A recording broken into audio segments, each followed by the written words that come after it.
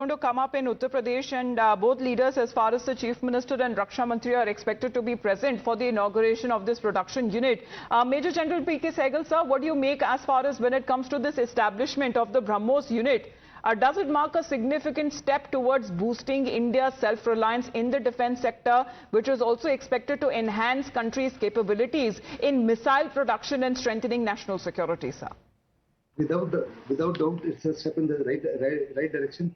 In any case, not many countries have shown phenomenal amount of interest in BrahMos, and the capability of BrahMos stands proven beyond a doubt. Pakistan is absolutely and totally scared of this BrahMos missile, and it's been used very, very effectively. It cannot be detected by Pakistan, nor does it have any air defense measure as of today to deal with this missile. This also is a huge boost to self-reliance as well as Atmanirbhar Bharat, and it will also be a huge boost in the efforts to become a major hub as far as the missile exports are concerned. Not many countries are already showing interest in this missile, Pinaka rocket system, as well as the Akash missile system. So this is a huge step in the right direction. Some more things that I wish to mention to you is that India has made it very categorically clear that there has been an agreement between the two sides. There was no mediation whatsoever. India has made it absolutely clear that we will not accept mediation from a third country.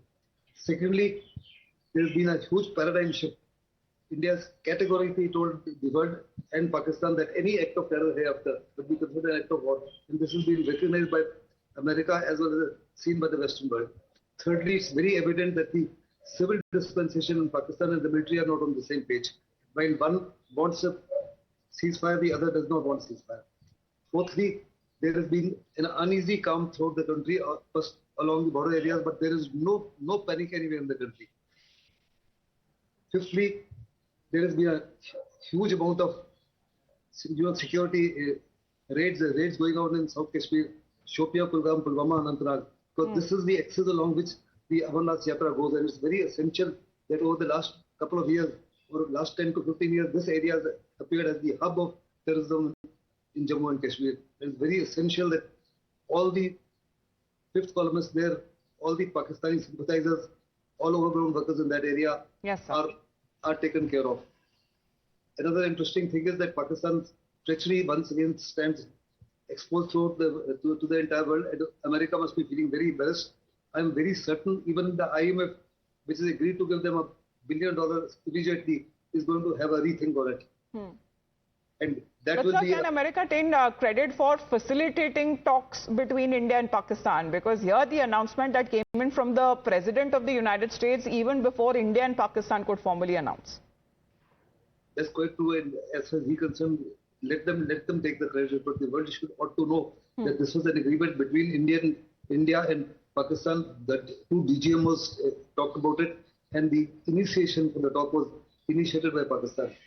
Because Pakistan has been given a huge beating by India, and Pakistan on a virtually on its knees is going on with a begging bowl to America and to the Western world to somehow or the other save them. And also they need money. They don't even have money to carry on with the war. Pakistan is in absolute dire straits financially, and they're now wanting Saudi Arabia, Qatar, UAE, America, etc. to come to their aid. As far as China is concerned, China, unfortunately for us, continues to maintain that they will back up their all-weather friend in totality. But that was more of a statement than what they can actually do. China fully well knows that any intervention on part of China would not be taken kindly. China also realized that the equipment that Chinese has supplied to the Pakistan army is turned out to be dud. The entire defense and India has also made it clear to China, because we know that a conversation that happened from the NSA side to the Chinese leader there, saying that as far as India's response is concerned, it is mainly retaliatory because it was the first step that was taken by Pakistan, but it will be India who gives the Akhri Jawab. But let's get in a word from Shinjo as well, who is connected with us this morning. Well, Shinjo, we've been speaking of this timing as far as this inauguration of the BrahMos production unit. Now, as far as when we speak of cruise missiles, when this BrahMos production unit seems to be a unit which is going to be inaugurated in the state of Uttar Pradesh as well. But this is going to be a major milestone as far as Raksha Mantri himself is going to be there towards India's Atmanirbharta or self-reliance in defense sector. See, the BrahMos as it is one of the best missiles you can have. First of all, it is supersonic, which basically means it can virtually not be touched. Once it's fired, you forget about it. Secondly, it has a range of at least 300 kilometers. In the old days, we would talk about 290 kilometers. Now it's more than 300 kilometers, much more than 300 kilometers. So it's a very worthwhile weapon to have. And what we saw after the first strikes on the terror camps, it's a weapon that works very well. No one can take away the fact that the BrahMos is a very good weapon. And we are not the only people. At the end of the day, on matters like weaponry, money talks. The Philippines, which is threatened so much by the Chinese, decided not to buy weapons from America or any other country.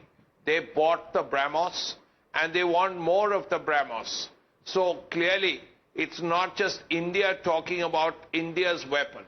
It's a Indo-Russian co-production, but we are talking about the Philippines buying the BrahMos missile for thousands of crores. Now, they don't do it for fun.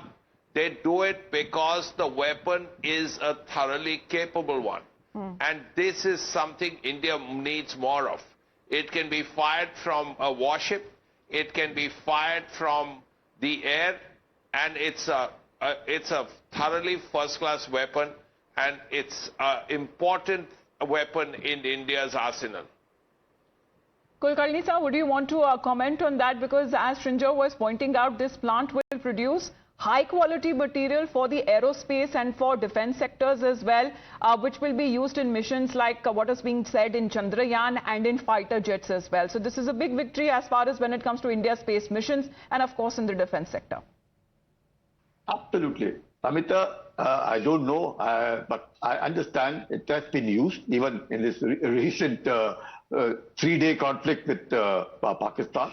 And let's hope, because this is something which is a real BrahMos. And the very fact that even countries like Philippines, countries like Vietnam, Indonesia, all of them have shown tremendous amount of interest in the supersonic cruise missile with good range. Can be fired from air, water, ground. So it's fantastic. There is no denying the fact. And since it's does lead 100% it leads to Atmanirbharta, a fantastic collaboration with Russia and India, and BrahMos is now a totally indigenized. So I think it's definitely fine. But having said that, Amita, let me tell you something what I notice of what is actually happening. Pakistan is now running with the hare and hunting with the hound.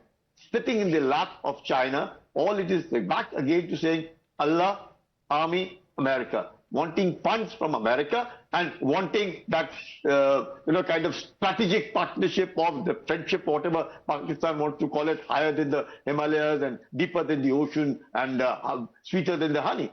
So this is something that we really need to be careful about. But notwithstanding that, Pakistan has, of course, on me, because it won't be easy for Pakistan DGMO to pick up the phone and speak to the Indian DGMO, primarily because they knew what was happening, since the air bases were hit very hard. And that is where, in fact, if she had wanted to continue, you could have just continued and finished Pakistan. That was the state that Pakistan was in. And since whatever that I would say, not ceasefire, the stoppage of fire, which led to this kind of a thing, which of course, again, the deceitful conduct of Pakistan, in about 3 hours, we knew what was happening. But however, I understand again from all the people that I know about, that peace does prevail, that there is a certain amount of the tension is definitely there. You can't trust Pakistan, not now. You can't even trust them for 50 years hereafter also. So Pakistan is not an easy state to be trusted because of its deceitful conduct. But one thing is very sure, Terror is something that we were looking at. Terror will not get eliminated as fast as we thought we would have succeeded in. This will remain, and this is something we've got to tackle with, because internal enemy is also there as much as that external enemy. Well, we'll Pakistan. also talk about how it has, changed as far as India's positioning and how the world and countries view India, because India, this was the moment of I told you so, as India has been telling the world that Pakistan cannot be trusted at any cost, and especially to the United States here, who tried to broker, who tried to mediate peace between the two countries. This is the true face of Pakistan that seems to have been exposed. But we'll be standing by. 11 a.m. is what is being said that this event will take place, where UP Chief Minister is expected to be present, and Raksha Mantri Rajnath Singh will be also present to inaugurate when it comes to this new BrahMos production unit that will be set up in Uttar Pradesh. In the meantime, we head into a short break.